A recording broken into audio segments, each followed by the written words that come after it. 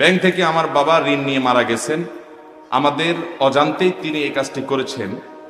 এখন কি এই ঋণ শোধ করা আমাদের উপরে বাধ্যতামূলক? কর্মচারীর টাকা না দিয়ে মসজিদ মাদ্রাসা দান করলে হবে কিনা? আমি একজন কম্পিউটার অপারেটর। কেউ যদি কারো কাছ থেকে সুদে টাকা ধার নেয় এবং এ সংক্রান্ত দলিল কম্পিউটারে কম্পোজ টাইপ করে দেওয়া লাগে, কিংবা সুদী প্রতিষ্ঠানের কাগজপত্র ফটোকপি করতে হয়, তাহলে এটা করা যাবে কিনা? না ভাই, এটা করা যাবে না, এটা করা যাবে না। মুশকিল হলো ফতোয়া দেওয়া সোজা, মাসালা দেওয়া সোজা, বাইরে আমল করা অনেক কঠিন। যে বললাম, দুনিয়াটা মুসলমানদের জন্য দিন দিন বড় হচ্ছে না ছোট হচ্ছে। যেখানে যাবেন, চাকরি করতে যাবেন ঘুষ লাগবে, ডাক্তারি করতে যাবেন 2 নম্বরই করতে হবে, ইঞ্জিনিয়ারিং করতে যাবেন 2 নম্বরই করতে হবে, নিজের জন্য না করেন আরেকজনের জন্য করতে হবে। মুদি দোকানদারি করতে যাবেন, সিগারেট বেচা লাগবে না, কাস্টমার আসবে না। আপনি বিদেশে যাবেন তো মদ সার্ভ করতে হবে, উপায় নাই। মানে পদে পদে হারাম আর হারাম। ভাইরা আমার, এই হারামগুলো থেকে নিজেকে বাঁচিয়ে চলা, এটা রীতিমতো যুদ্ধ, এটা রীতিমতো সংগ্রাম। এই সংগ্রাম সবাই করতে পারে না, কিন্তু সংগ্রাম করতে হবে যদি আপনাকে জান্নাতে যেতে হয়। জান্নাত তো সহজ না।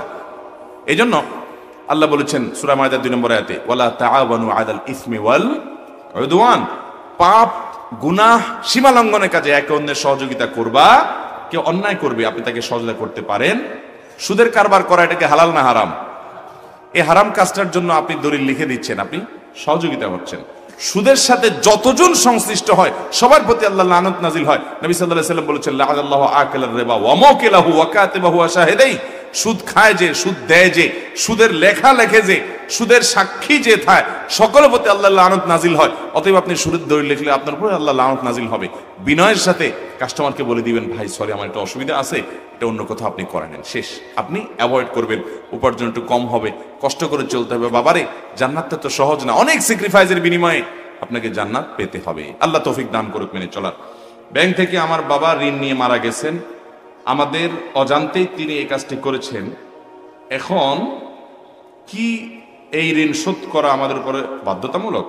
যদি আপনার বাবার পরিত্যক্ত সম্পদ জমি জমা রেখে যায়, অবশ্যই আপনাদের উপরে বাধ্যতামূলক বাবার ঋণ তার জমি জমা বিক্রি করে আগে শোধ করবেন। এরপরে থাকলে ভাগ করে নেবেন, আর না থাকলে নাই, শেষ। অনেক সন্তানরা এটা করে না।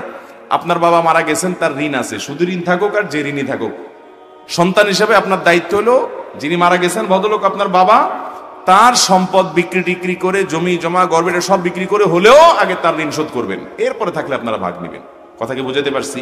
যদি তার কিছুই না থাকে বা তার যা আছে এগুলো বিক্রি করলেও ঋণ শোধ হয় না, তাহলে সেক্ষেত্রে অতিরিক্তটা শোধ করা আপনাদের উপর আবশ্যক না।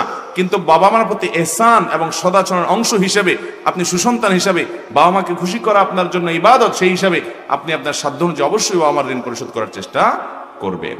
শেষ প্রশ্ন, কর্মচারীর টাকা না দিয়ে মসজিদ মাদ্রাসা দান করলে হবে কিনা? এটা হবে গাছের গোড়া কেটে আগায় পানি দেওয়ার মতো। গাছের গোড়া কাটি কি করা? আগায় পানি দেওয়া। আমাদের দেশে অনেক লোক আছে দেখবেন যে কাজের লোকের বেতন দেয় না, কর্মচারীদের বেতন দেয় না, মসজিদে 10,000, মাদ্রাসায় 20,000, মাহফিলে 50,000 দেয়। আমরা হুজুররাও বলি মাশাআল্লাহ, হাজী সাহেব 50,000 টাকা দান করছে, বলেন সুবহানাল্লাহ। আপনারা বলেন সুবহানাল্লাহ। ওই যে আবার সুবহানাল্লাহ বলতেছে। অনেক লোক আছে দেখবেন কর্মচারীর বেতন দেওয়ার খবর নেই, উনি বাইতুল্লাহ ইতিকাফ করতে গেছেন, আছে না নাই?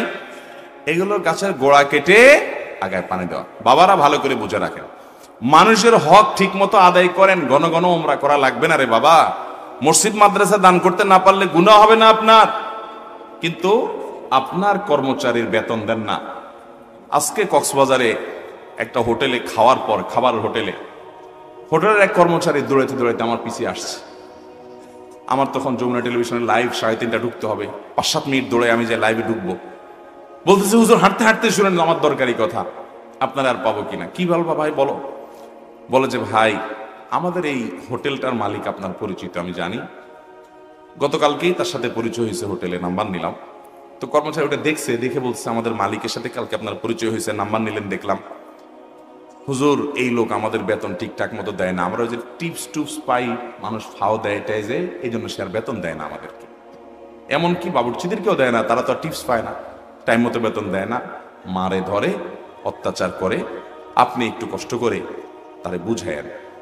আমি বললাম ইনশাআল্লাহ, আমি দায়িত্ব নিলাম, আমি ইনশাআল্লাহ তাকে বুঝাবো, নসিহত করব। শ্রমিকের অধিকার নিয়ে আমাদের অনেক বক্তব্য আছে, সেগুলো লিঙ্ক দিব, আল্লাহর ভয় দেখব। আমি এই ভদ্রলোককে কাছে পেয়ে তাকে একেবারে বুকে হাত দিয়ে আমি চেষ্টা করছি বোঝানোর, ভাই সব থেকে যাবে, আজকে মরে গেলে মাটির নিচে আপনাকে পুঁতে আসবে ভাই, ওই কর্মগুলো চলে যাবে যেগুলো নিয়ে যাচ্ছে। বাবারা, ভাইয়েরা, মানুষের হক আদায় করেন, খুব বেশি দান দক্ষিণা না করলেও চলবে। অনেক লোক আছে দেখবেন ইয়া দান করে, হুজুরদেরকে হাদিয়া তোফা খাওয়ায়া দাওয়ায়া, হুজুররাও নারায় থাকবে সুবহানাল্লাহ মাশাআল্লাহ আলহামদুলিল্লাহ মারহাবা পড়তে পড়তে মুখে ফেনা তুলে ফেলে। কিন্তু মানুষের হক নষ্ট করলে আমার মতো মৌলবী কেন, ওই মক্কা মদিনার ইমাম সাহেবদেরকে আনাইয়া সবারই দিয়ে নারা তাকবীর বলাবেন, 2 পয়সার কোনো ফায়দা হবে না। কথা কি বুঝাতে পারছি?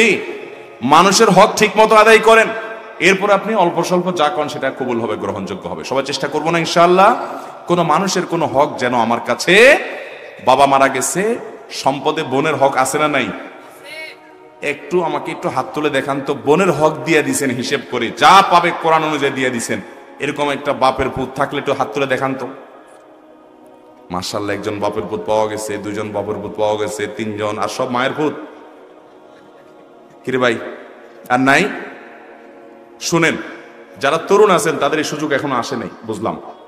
প্রতিজ্ঞা করেন, আপনার বাবা আপনার মা মারা গেলে সেখানে আপনার বোনের হক আছে না নাই? দিবেন না দিবেন না? নাকি বাটপারি করে বলবেন যে বাবার বাড়ির সম্পদ মেয়েরা নিলে তাদের সয় না, এসব ফতোয়া দিবেন? এগুলো শয়তানি ফতোয়া। মেয়েদের অধিকার বুঝে দিবেন তো ইনশাআল্লাহ? ভাইদের হক মেরে খাবেন, কর্মচারীর হক মেরে খাবেন, পাই পাই করে মানুষের হক দিয়ে দিবেন। জান্নাতে যাওয়ার জন্য বেশি কিছু লাগে না ভাই, বিশ্বাস করেন, বেশি কিছু লাগে না। ইমানটা ঠিক রাখেন, 5 ওয়াক্ত নামাজটা সুন্দর করে পড়েন, বড় বড় কবিরা গুনাহগুলো থেকে বেঁচে থাকেন, কোনো মানুষের হক নষ্ট করবেন না, টাকা পয়সা নষ্ট করবে, হক নষ্ট করবেন না, আচরণ খারাপ করবেন না, মানুষের দুর্ব্যবহার করবেন না, আত্মীয়স্বজনের সম্পর্ক বজায় রাখবেন। বাস এই মোটা মোটা কাজগুলো করেন, জান্নাতে যেতে পারবেন। আর আমল, সুবহানাল্লাহ আলহামদুলিল্লাহ, জিকির, তাসবিহ, তেলাওয়াত, কোরআন খতম, মাহফিল শোনা, ওয়াজ করা, ওয়াজ শোনা, দান দক্ষিণা করা, তাহাজ্জুদ পড়া, নফল আমল, দোয়া, জিকির পড়তে পড়তে পাহাড় নিয়ে যাবেন। মানুষের হক নষ্ট করছেন, এই সমস্ত আমল আপনার থেকে নিয়ে নেওয়া হবে কিয়ামতের দিন। নবী সাল্লাল্লাহু আলাইহি ওয়াসাল্লাম বলেছেন ভিখারি হয়ে যাবেন আপনি, কারণ যে মানুষের হকের জন্য সব দিতে দিতে আপনি খালি হাতে জাহান্নামে যেতে হবে। এজন্য মানুষের হক কখনো নষ্ট করব, প্রতিজ্ঞা করব তো ইনশাআল্লাহ, কোনদিন মানুষের হক নষ্ট করব না, বোনের হক নষ্ট করব না, ফুফুর হক নষ্ট করব না। আপনার বাপ চাচারা আপনার ফুফুর হক দেয় নাই, এরকম অনেকে আছেন না? নেই? ওই সম্পদ বংশ পরম্পরায় আপনার ভাগে আসছে, কিন্তু আপনি জানেন আপনার ফুফুর হক দেয় নাই। আপনার দাদার সম্পদে আপনার ফুফুর হক ছিল কি ছিল না? আপনার দাদির জমি জমা থাকলে সেখানে আপনার ফুফুদের ভাগ ছিল কি ছিল না? বাপ চাচারা দেয় নাই, বোনদেরকে 2-4 বেলা খাওয়ায়া, 2-4টা শাড়ি কিনে দিয়া, পাম্পট্টি দিয়া টিয়া, তো এখন বোন তোমরা নিলে তো এগুলো নেওয়া লাগে, আমরা তো বাপের জন্য অনেক খরচ করেছেন, তোমরা কি বলো? তো বেচারীরা শর্মে পড়ে বলে, না থাক ভাই, আরে কিছু লাগবে না, থাক, আমাদের কোনো দাবি নাই, আর কিছু নচাই। আছে না নাই? এই বাটপারি করে ফুফুদের হক, বোনদের হক মারবো না, কর্মচারীর হক মারবো না, কোনো মানুষের হক মারবো না, প্রতিজ্ঞা করবো তো ইনশাআল্লাহ। আল্লাহ আমাদের সবাইকে খাঁটি মুসলমান হয়ে দুনিয়া থেকে যাওয়ার তৌফিক দান করুন, নেককার মুসলমান হয়ে দুনিয়া থেকে যাওয়ার তৌফিক দান করুন। জাযাকুমুল্লাহু খায়রা ওয়া আখিরু দাওয়ানা আনিল হামদুলিল্লাহি রাব্বিল আলামিন।